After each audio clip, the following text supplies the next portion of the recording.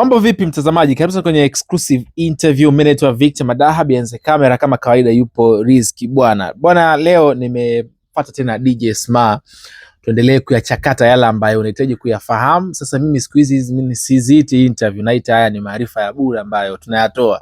Sma, kwema? Lakini nashukuru Mungu tuko vizuri alhamdulillah. Bado afya haijakaa 100%. Lakini nachoshukuru kwamba haijaniangusha. Okay. Kuna mtu yule anakuwa taabani hoi kabisa, huwezi kujisaidia mpaka usaidiwe. Kwa hiyo la basi. Lakini nikupe pia pole na hongera pia.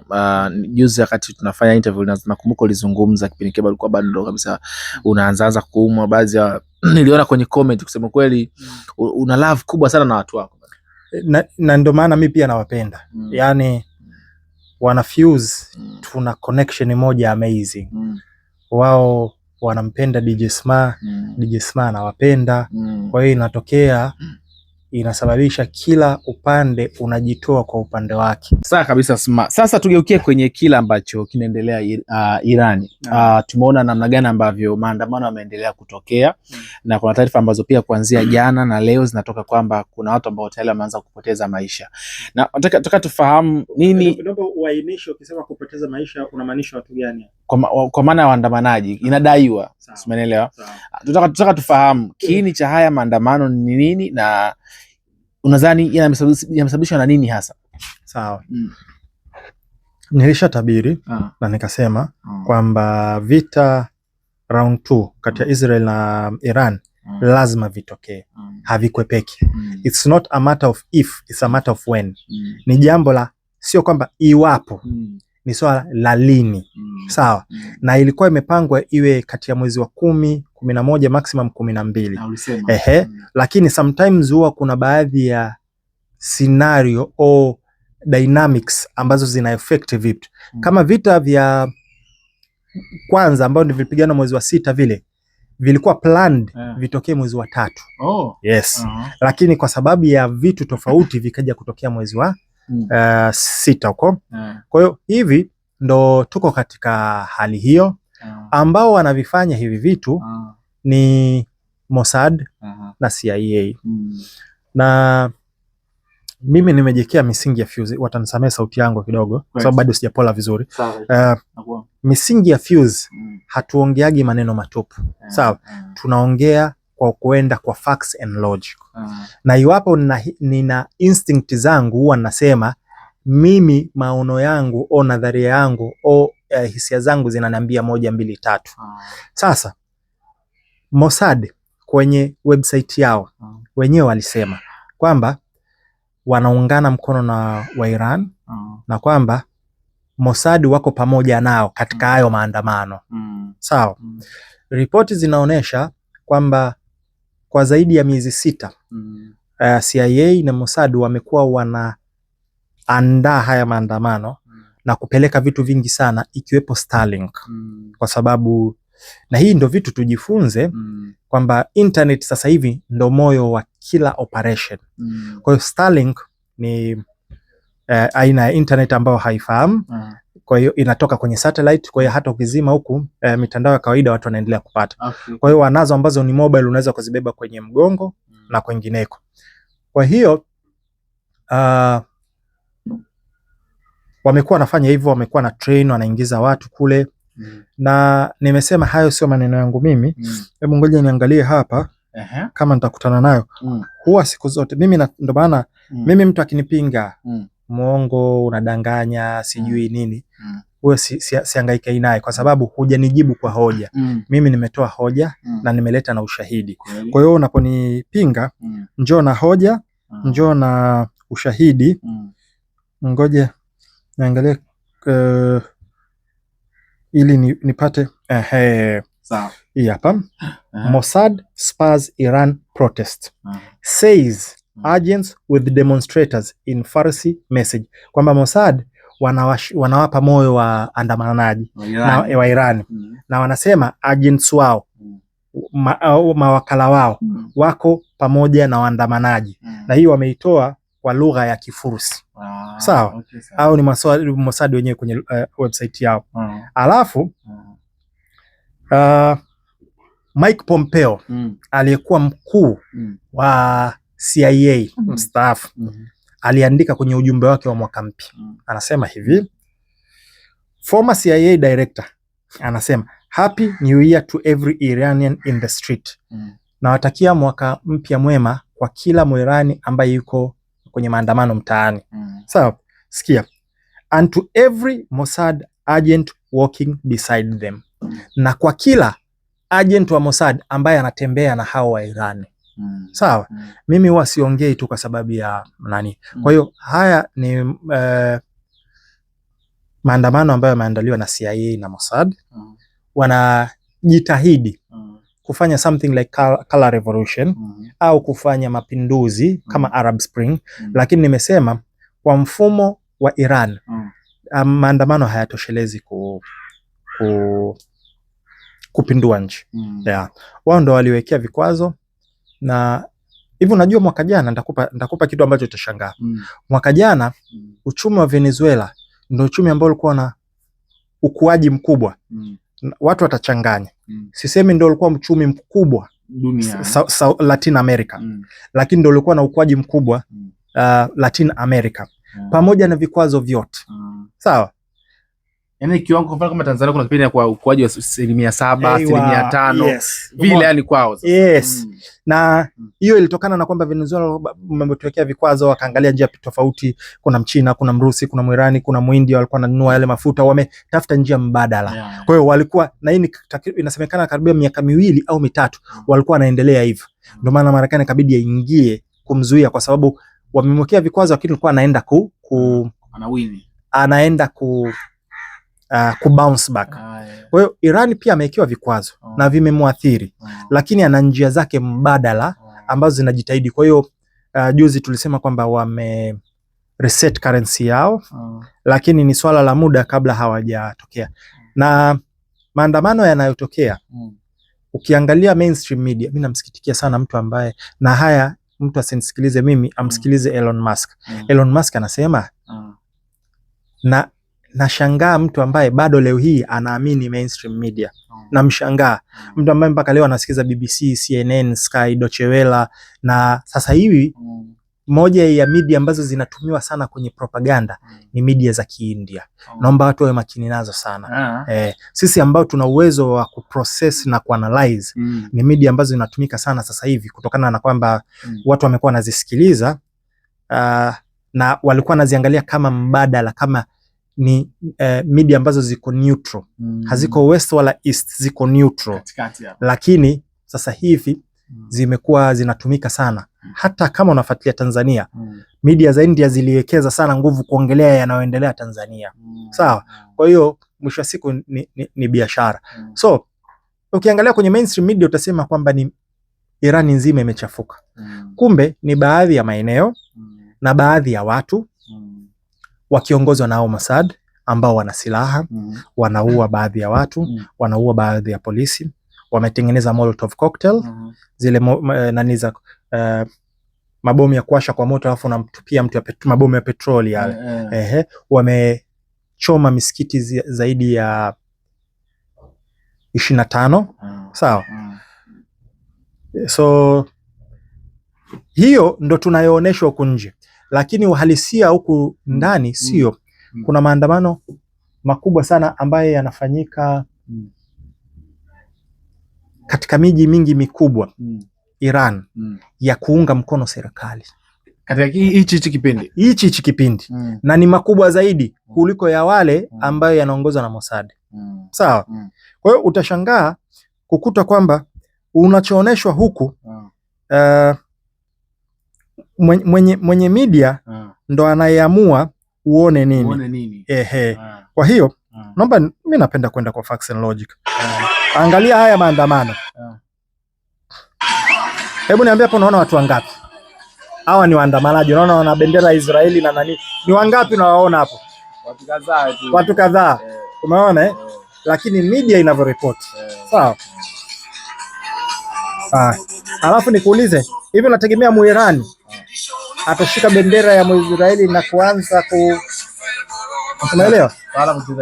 Hata nikwambie, unakumbuka ilioneshwa kwamba wa Venezuela wanashangilia kutekwa kwa Maduro. Waliokuwa wanashangilia sio wa Venezuela ndani ya Venezuela, walikuwa wanaoishi Marekani na nchi zingine. Ila hawakusema kwamba hao ni wa Venezuela wa diaspora ambao wako nje, ambao walikuwa wachache. Angalia, si unakumbuka nilikuonesha mtiti ule wa Venezuela wenyewe ambao wanapinga. Uliona ile? Yeah, kwa hiyo ukiangalia mimi napenda kwenda kwa facts and logic. Angalia sasa huo mtiti. Hawa nasikia takbira hao. Hawa wanaunga mkono serikali yao ya Iran. Umeona huo mtiti? Huwezi kuona kwenye mainstream. Unasikia hayo maneno?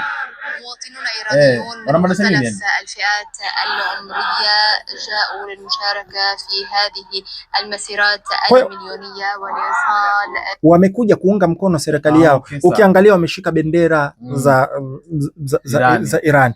Hiyo moja. Unaona hii nyingine hii? Sawa.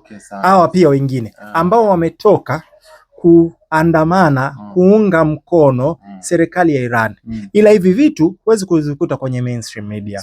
Kuna maswali ambayo yanajiulizwa kabla hatujaenda yale matamko ambayo yametolewa. Watu wanasema kwamba uchumi wa Irani umekuwa ni mgumu sana, kwamba maisha yao yamekuwa ni magumu sana. Ukiangalia currency yao, kwa maana pesa yao imekuwa na thamani ndogo sana, maisha yamekuwa ni magumu. Kuna ukweli kwanza katika hilo? Yes, kuna ukweli. Kwa sababu ya vikwazo. Wamewekewa vikwazo zaidi. Ile nchi tangia imechukuliwa kutoka kwa Shah alikuwa kibaraka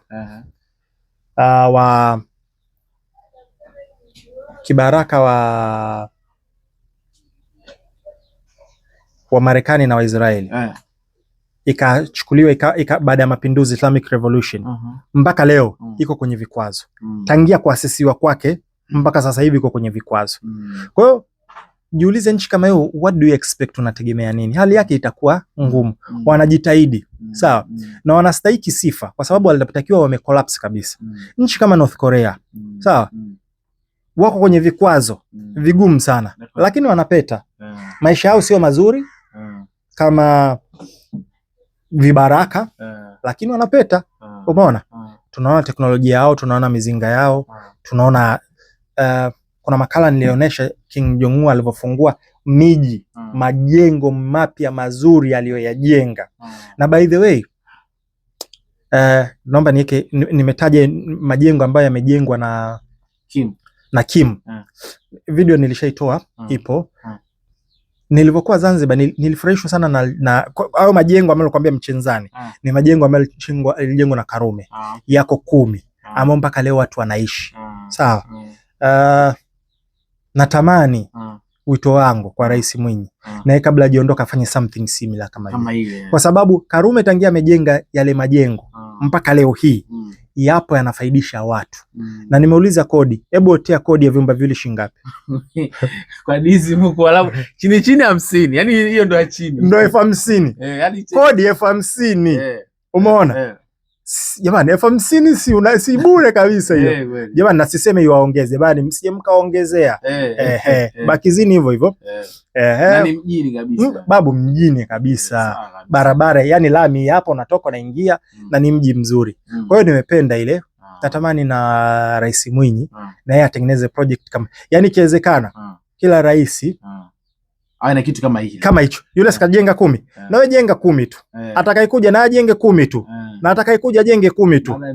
Yani utakuta watu wanaishi vizuri, maji nani nzuri.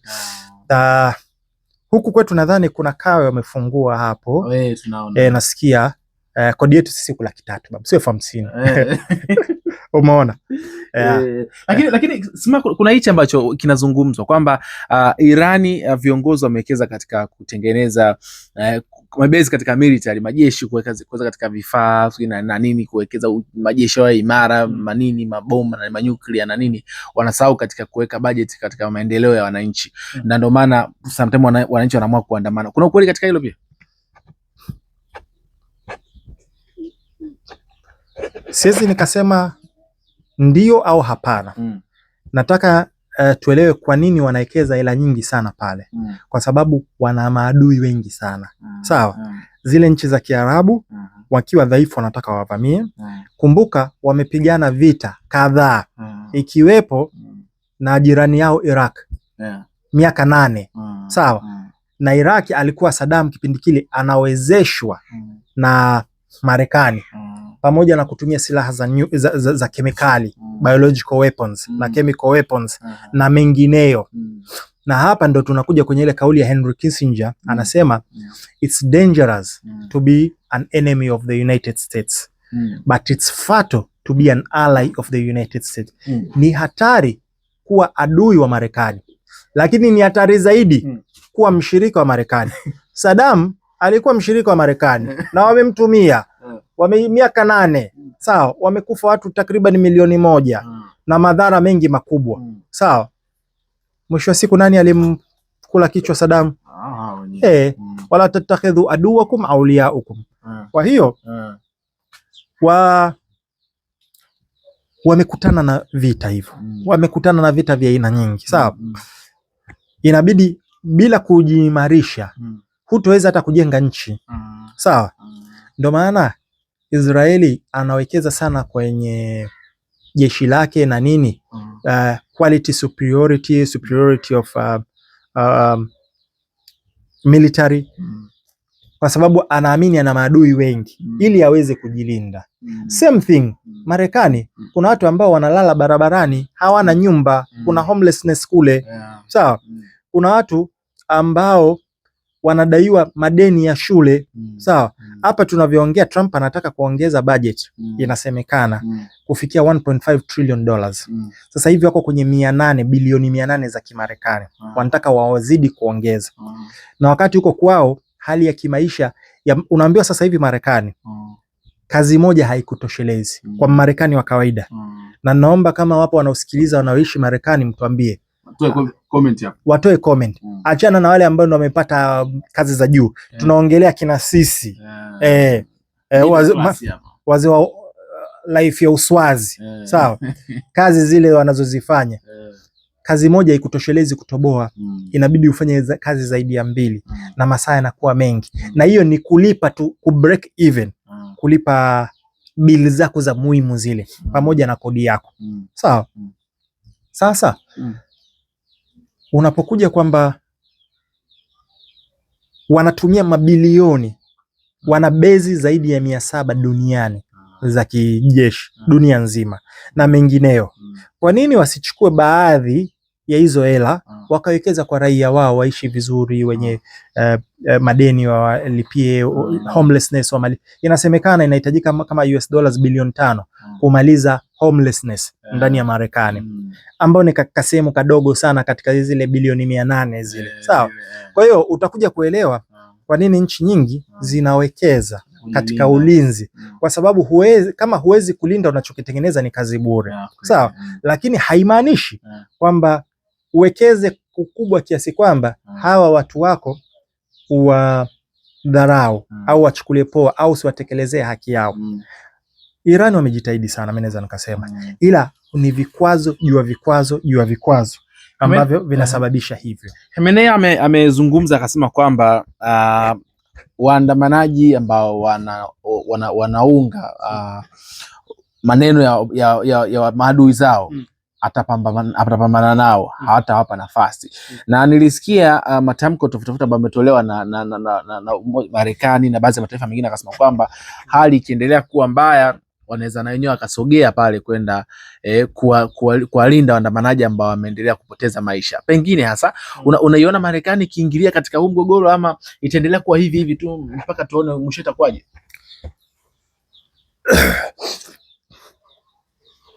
Marekani hajawahi kuhitaji sababu yote ya msingi kukuvamia. Wala Israeli alivyoanzisha mashambulizi kwa Iran hakuhitaji sababu yote ya maana ya kumvamia. Kwa hiyo hizo, kuna kitu kinaitwa stories for war or justification for war. Wanatafutaga Maduro kwamba madawa na nini na nini. Viongozi wao wenyewe ndani ya Marekani wanasema dawa 1% kubwa zinatokea Mexico, sio huku. Umeona Saddam walienda kwa sababu gani? So walisema kwamba ana WMD, weapons of mass destruction. Wameenda wamefanya walichofanya, baadaye wanasema nao hatujakuta weapons of mass destruction. Intelligence yetu ilitudanganya. Juzi kuzuia. Juzi so wameshambulia Nigeria. Kwa hiyo nasikitika kama mtu kwamba anaamini kwamba bado wanahitaji justification. Sio strong reason kwamba waje kuwalinda waandamanaji. Mimi sijui ni mara ngapi au lini Marekani kaingia kwa nia yani halisi ya maslahi yao watu, sikumbuki. Kote alipoingia ni kwa sababu ya maslahi yake na kwa sababu ya ku protect vitu vyake. Kwa hiyo wao wanasema hivyo, lakini Khamenei actually imetangazwa. Ndo nataka nikuoneshe hapa. Kuna polisi wameuawa wa Kiiran. Sawa. Kuna raia wa Kiirani wameuawa na hao agents wa Mossad na wavamizi. Wao wameshasema sawa kwamba sasa hivi wanadili na wao kama maadui. Wewe si umeamua kuungana na adui. Hata hapa Tanzania ikitokea Mtanzania umeamua kuungana na adui dhidi ya nchi yako, wewe ushageuka kuwa adui, umegeuka kuwa mwaini, umegeuka kuwa msaliti. Sawa, sisi tunakuhukumu wewe kama ndo na wale lao moja. Umeona? Kwa hiyo wamesema sasa hivi watawanyonga. Yani ukikamatwa au unahusika na zile au unashirikiana au una support kwa njia yoyote, pigwa kitanzi, unanyongwa hadharani. Irani wamesema. Sasa hivi so far inasemekana kwamba officials au maafisa zaidi ya 109 wa Kiirani wa serikali ya Iran wameuawa. Yani kuna vitu ambavyo wanavifanya ambavyo sio sahihi. Natamani ni kuoneshe moja hapa, alafu utaelewa kwa nini hivi vitu sio sahihi. Wameshambulia mpaka yani huko okay, mainstream media wanakuambia kwamba wanashambulia nini?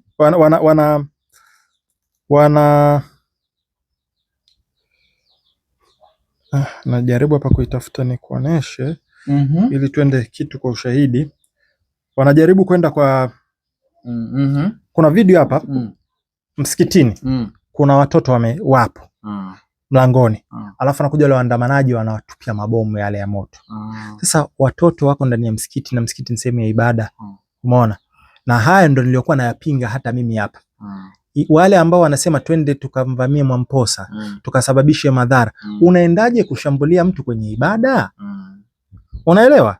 Sio sahihi.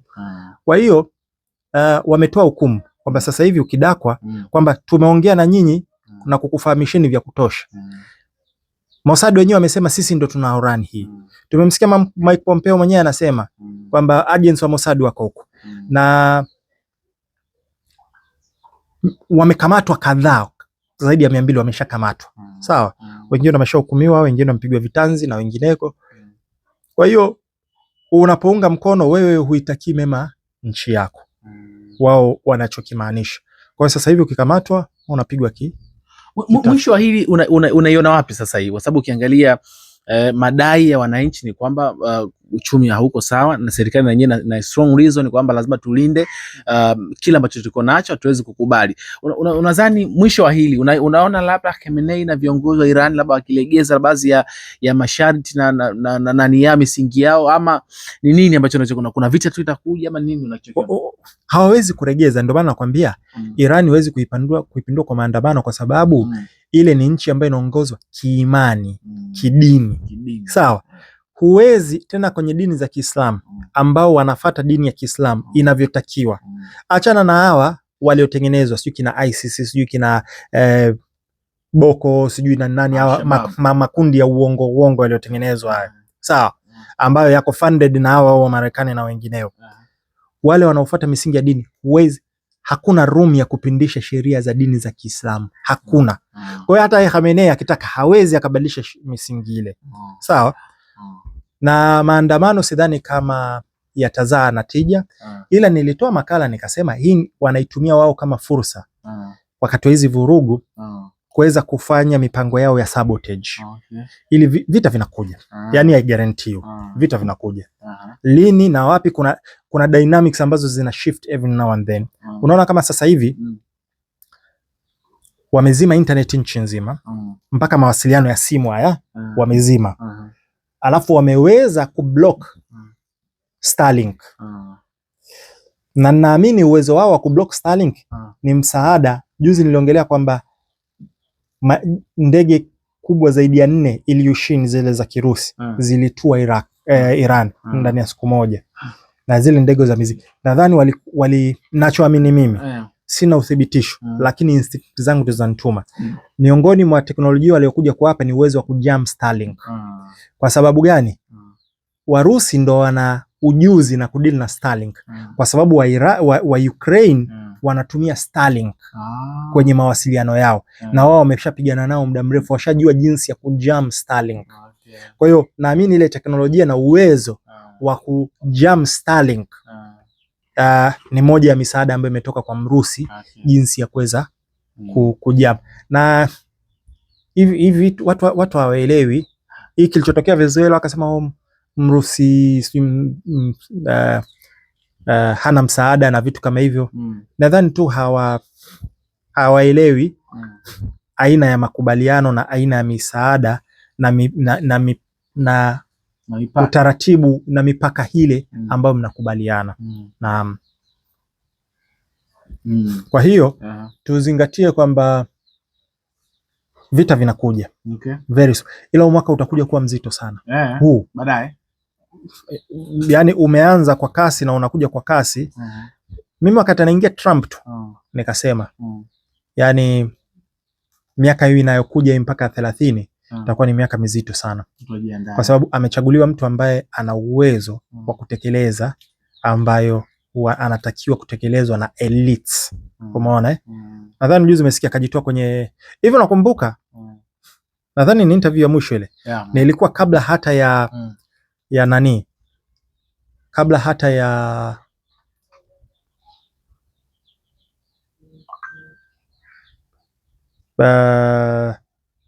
Trump kutangaza.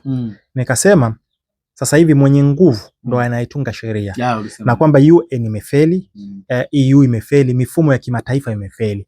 Sasa hivi tunaelekea kwenye one world order, one world government ambayo ni new world order. Na sasa hivi tuko kwenye the great reset. Haya yanayotokea haya ni kwa sababu ya kureset. Haijachukua siku 2-3, nadhani ulisiona serikali ya Trump imejitoa kwenye viunga zaidi ya 63 vya Umoja wa Mataifa. Wamejichomoa. UN is technically dead. Yes, kwa hiyo tunapoelekea huko huu ni mwaka, tujiandae, kuna pandemic inakuja. Pengine la mwisho katika hii vita ya maandamano haya ya Iran ambayo yanaendelea ni yapi hasa kwa kweli, na lipi la kuambia watu waelewe? Nachoambia kwamba wajitahidi, waende wakatafute vyanzo tofauti, wasifuatilie tu vya upande mmoja, ila ambao tunajitahidi kufuatilia vitu kwa undani wake. Nadhani kuna video nimejaribu kukuonesha hapa. Tunachooneshwa kwenye media na mainstream sio uhalisia kinachoendelea pale, au kuna taswira mbadala ya tunachooneshwa pale, kwamba wanaondamana ni wapo, lakini ni wachache ambao ndo wanaunga mkono harakati za Mossad na wengineo. Lakini Wairani wenyewe pamoja na mapungufu yaliyopo wanaiunga mkono serikali yao, wataendelea kuisupport serikali yao. Na yule ambao wanajitahidi sana kumpushi sasa hivi Shah yule Parvez ambaye ndo mjukuu wa Shah wa mwisho wa Iran, wanajaribu kumtengenezea mazingira kwamba ndo arudi. yule wa Irani hawezi kumkubali kabisa. Sidhani kama watamkubali. Lakini ndio anamtengenezea mazingira aende kule. Kwa hiyo ataka mpindue nani katika wale viongozi wa juu pale? No, wote wanataka itoe serikali yote ya nani? Yule kiongozi wa mwingine. Lakini tutegemee kama vita vitakapofika na vitatokea, vitakuwa ni vita vizito ambavyo vitabadilisha hali ya nguvu za kidunia. Yes. Ndio maana hata mimi naumwa, lakini siwezi nikaacha kutoa chochote kitu ambacho huenda kikawafaidisha wanaFUSE, na wao vile vile wao wanaonesha love yao, kama ni kwenye maneno, kama ni kusupport kwa michango, kama ni kusupport kwa maneno mazuri, kutazama video. Kwa hiyo ni love ambayo nashukuru Mungu ameijalia. And of course hawakosekani, huwezi ukapendwa na yote. Nabii Isa au Yesu hakupendwa na kila mtu. Nabii Musa naye hakupendwa na kila mtu. Mungu mwenyewe ambaye ameumba mbingu na ardhi hajapendwa na kila mtu. Kwa hiyo moja ya makosa watu wanafanya ni kujishughulisha na wale wasiokupenda au wanakupiga vita. Unakuwa unawanyima haki wale ambao wanakupenda na kukujali. Kwa sababu badala ya kuwapa nguvu wao na muda wao, unajikuta unawapa muda, unapambana na hao wengine, unawanyima hao. Yani hawa watu usihangaike na wao, achana nao. Wewe deal na hii hata kwenye maisha yetu. Yani wewe kuwa busy na wale watu wako wenye kukujali, wenye kukupenda, wenye thamini. Hao wengine achana nao, Mungu atadili nao. As long as hujawakosea, as long as hujawadhuru, hicho ndio cha msingi. Kama umewakosea, waombe radhi. Kama kuna madhara, waombe radhi. Kama kuna umewadhulumu, warudishie haki zao. Lakini kama tu ni mtu kwa hisia zake, unajua kuna watu ambao haujamkosea chochote, ila anaweza asikupende kwa sababu kuna kitu anakiona kwako yeye hana, au kuna kitu anakitamani ambacho unacho wewe yeye, au unajua husda inakuja kwa watu ambao wanaamini wako level moja. Mtu wa juu huwa hamhusudu wa chini, na mtu wa chini huwa hamhusudu wa juu. Yule ambaye anaona kwamba sisi tuko level moja, kwamba huyu anachoweza na mimi naweza, anachofanya na mimi naweza nikafanya, hapo ndio inapokuja husda. Mtu wa chini huwa anatamani kuwa kama yule wa juu, kwa hiyo anakuwa inspired. Mtu wa chini huwa anavutiwa na yule wa chini kwa sababu ameshapita pale, anamtamania naye, unless amuone labda kama threat. Kwa hiyo lazima ujue. Jana kwenye WhatsApp status yangu nimeandika, mtambue kila mtu. Acha kila mtu awe kila mtu. Yani awe kwenye uhalisia wake. Alafu mweke kila mtu katika nafasi yake. Kwa hiyo mwenye kukupenda mtambue, mwache aendelee na mahaba yake kwako wewe, alafu mweke nafasi yake anayostahiki. Mwenye kukuchukia mtambue, mwache awe mwenye chuki, alafu mweke nafasi yake. Yule ambaye mwenye kukusaidia mtambue, mweke nafasi yake. Kwa hiyo kila mtu mtambue, alafu usitake kumbadilisha kwa sababu ndo asili yake. Alafu kila mtu mweke nafasi yake. Kwa hiyo ni muhimu katika, huwa napenda kila ninapopata nafasi unawapa watu vitu ambavyo huwa sisemi kwamba vinawafaidisha. Huwa natumia kauli iwapo vitawafaidisha, ambaye ataona kinamfaa anaweza kakichukua. Kweli kabisa. Naam. Sema mguu wa leo tutaka tuzungumzie kila ambacho kinaendelea Iran tumekuwa tukihitaja mara nyingi sana katika majambo yetu. Niwe radhi, naomba nikukatishe.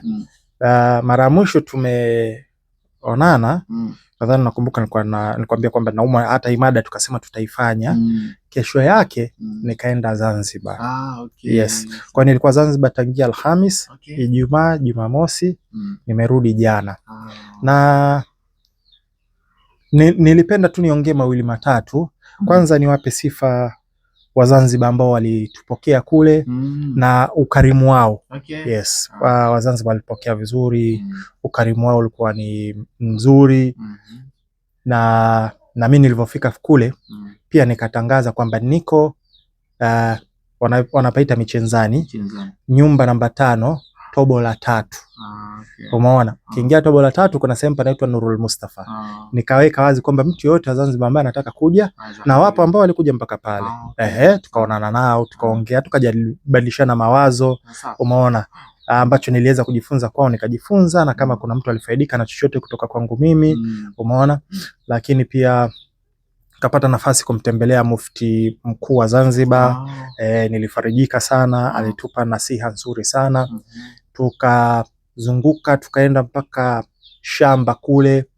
Kwa kweli Zanzibar mashallah inajengeka.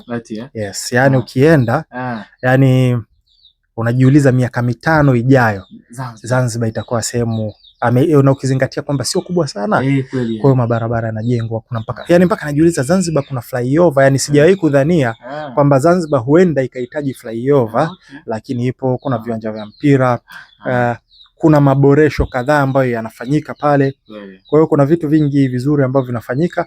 Moja ya vitu ambavyo ningetamani ni viombe na kwa serikali ya Tanzania na serikali ya Zanzibar, bandari yetu imekuwa kwa muda mrefu sana, yani ni kama vile imesahaulika. Hii hapa tunapoendaga feri nadhani kama imesahaulika, yani iboreshwe. Kama wanaweza aidha wakatafuta sehemu nyingine nje ya mji, kwa sababu pale na magari kuingia ni shida, taxi pamebanana sana. Nadhani miaka ambayo, na ninaomba mimi napenda kuwapa homework ambao wanaangalia, mtuambie bandari ile iliasisiwa lini na ilianza lini. Kwa hiyo huenda wakati wanaiasisi muda ule ilikuwa ni rafiki, sawa, kwa sababu pale kuna barabara, kuna mwendo kasi unapita, kuna sehemu ya kupita, yani imekuwa na mbanano. Kama wanaweza wakatafuta sehemu nyingine, naelewa kuna vitu ambavyo ni technical kama vina ikuwe kuna kina cha kutosha kupokea yale maji au nini. Kama watapata sehemu nyingine waihamishe. Kama hawatopata basi waiboreshe ile jengo pale, panaweza pakavunjwa ikatengenezwa, kwa sababu mpaka sasa hivi kubeba mizigo kutoka chini yani sio eneo rafiki. Aidha kuna sehemu ya kusukuma au kuna watu wanabeba kwenye mabega yale, umeona. Na kati sasa hivi tumeendelea, kuna mawinchi, kuna elevators ambao ni heavy duty na vitu kama hivyo. Kwa hiyo kwa hapa wanaweza wakavunja ikatengenezwa upya ikaboreshwa, nadhani imefikia muda huo. Lakini pia kwa Zanzibar vile vile, japokuwa sijui, lakini nilisikia fununu kama inahamishwa kwa Zanzibar, kwa sijui. Kwa hiyo ikiwezekana waboreshe ile. Na ndugu zetu wa Zanzibar niwaambie kwamba serikali ina majukumu yake inayatekeleza, na raia pia wana majukumu yao wayatekeleze. Pale ambapo serikali na raia wote wanashirikiana kutekeleza majukumu, ndo nchi kwa pamoja inakuwa. Na mfano nilitolea wakati nafanya kuelezea historia kidogo ya Lee Kuan Yew aliyekuwa muasisi wa Singapore, jinsi ambavyo aliasisi serikali iliyokuwa madhubuti sana, lakini raia wakaenda na maono yale. Matokeo yake the rest is history. Kwa hiyo kwa Zanzibar the same, natamani kuwe kuna, kwa hiyo serikali yetu iangalie hili jambo. Yes, kwa hiyo nimeenda na kilichonipeleka kule, wanafunzi ambao kuna ambao wana elimu kubwa ya dini. Sisi ambao bado tunaokoteza pia tulipata nafasi ya kwenda pale. Kwa hiyo tukakutana watu ambao wanajihusisha na kutoa maneno mawili matatu na nasaha za kidini na kulingania watu hapo ambao walikuwa na elimu kubwa zaidi. Nadhani mimi katika watu walioko pale alikuwa na elimu ndogo zaidi, huenda nikawa ndio mimi hapa, lakini lengo lilikuwa ni kuelekezana jinsi gani kwa pamoja tutaenda na nyakati, alama za nyakati. Kuna baadhi ya maimamu nilipata nafasi kukaa nao, nikawashauri, na kama kuna maimamu wengine wanaweza wakanisikia ukaushauri kwao pia, tusifanye misikiti ikawa sehemu boring. Sawa, isiwe sehemu tu ya kwenda kuswali na kuondoka. Sawa, waichangamshe. Yani msikiti unaweza kawa ni eneo ambalo lina harakati nyingi, kwa sababu wanaoenda kuswali pale kuna madokta, kuna wafundi ujenzi, kuna wataalamu. Mkijuana, huenda sio kila siku lazima anaitoa mawaidha awe ni shekha au ustadhi.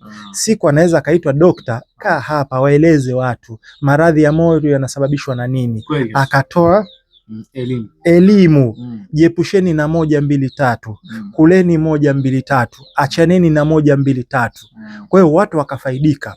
Anaweza akawa fundi ujenzi, kila siku let's say nyumba zinajulikana huwa zinapiga sana kreki au zinapata fangasi katika kuta zile. Kwa hiyo anaweza akatoa elimu, akawaelimisha kwamba mnapotaka kujenga lizingatieni 1, 2, 3. Umeona? Kwa hiyo elimu tusiifanye ikawa ni ya kidini peke yake. Umeona? Lakini pia huenda kukawa ikachaguliwa baadhi ya siku, weekend, Jumamosi, Jumapili, wale ambao ni wataalamu wabobezi, kuna wataalamu wa sheria, ikawekwa hata tunaita desk zile. Kuna dokta pale, kuna mwanasheria pale, ambao wote wanakuja kuswali pale. Sawa? Wakaja raia ambaye ana shida na ushauri wa mwanasheria, akaenda kuonana na mwanasheria, akampa ushauri wa kisheria. Ambaye anahitaji ushauri kwa dokta, akaenda kwa dokta. Kwa hiyo tujitahidi tusiwe sehemu boring za kwenda tu kuswali na kumaliza kuondoka. Yes, kuna mengi mengine ambayo yanaweza yakafanyika. Kwa hiyo tulipata nafasi ya kunasihiana na pia tukaambizana kwamba tujitahidi twende na nyakati. Flexibility kwenye Uislamu imeruhusiwa. As long as mtu hajatoka katika misingi. Na uzuri Mtume SAW alisema manja fi amrina hadha ma laysa minhu fa huwa rad. Yoyote ambaye atakuja katika jambo letu hili ambalo ni dini yetu hii, katika jambo ambalo sio katika dini, fa huwa rad, basi tunamrudisha nalo. Kwa hiyo kuna misingi ambayo ipo, mtu akicheza mule ndani kuna majali ya kuna ruhusa ya kuwa flexible. Yes. Na hii sio tu mimi kwa sababu ni Muislamu nina nguvu ya kuongea na Waislamu, lakini hata makanisa yetu, kama katika makanisa naamini kuna madokta wanakuja kusali pale, kuna wauguzi, kuna waalimu. Wapeni fursa, sio kila siku mchungaji wewe tu mwanzo mwisho ndo mnaongea. Wapeni fursa na wale waelimishe watu. Umeona? Na kama nilivyosema kwenye misikiti pia inaweza kachaguliwa siku moja kukawa kuna deski na nyinyi pia kwenye makanisa yenu kila mtu akawa ana once a week, mara moja kwa wiki au mara 2 kwa mwezi, kutokana na nafasi. Something similar kama hicho. Wengine wanaziita seminar, wengine wanaziita workshop, wengine wanaziita kliniki. Umeona? Kwa hiyo kuna fursa nyingi sana ambazo tunaweza tukuyafaidishana iwapo tutakuwa open minded. Umeona? Na mimi huwa nasema msiangalie sana serikali. Serikali ina wajibu wake, lakini sisi kama raia kuna mengi sana ambayo tunaweza tukayafanya bila hata kusubiria serikali, na tukaona matokeo yake na manufaa yake sisi wenyewe kwa wenyewe. Sometimes swala la usafi sio lazima ije serikali. Sawa? Sometimes swala la kujuana nyumba pale na kusaidiana na vitu kama hivyo sio vitu. Kwa hiyo ni vitu ambavyo nimependa, ndio nilichoenda kule. Nimefaidika mengi sana kwa niliokuwepo kule, na nashukuru watu ambao wali show love. Na nimalizie tu kwamba wengine tujitahidi tuwe wepesi wa kuelewa. Kwa sababu nilivyofika nilitoa nikaeleza kwamba niko Zanzibar, niko Michenzani, nyumba namba 5, tobo la 3, ukiingia kuna Nurul Mustafa, niko pale.